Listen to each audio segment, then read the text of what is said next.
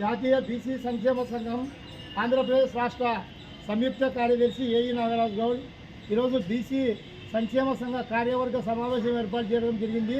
ఇందులో ముఖ్యాంశాలు నంద్యాల జిల్లా బీసీ మహిళా సంక్షేమ సంఘం ఆర్గనైజింగ్ ప్రెసిడెంట్ శ్రీ వనం లక్ష్మీదేవి గారి ఆధ్వర్యంలో ఈ కార్యక్రమం ఏర్పాటు చేయడం జరిగింది.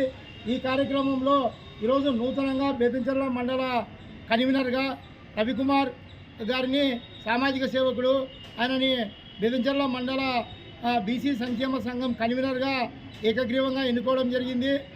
లక్ష్మీదేవమ్మ గారి ఆధ్వర్యంలో ఈ కమిటీ ఎన్నుకోవడం జరిగింది.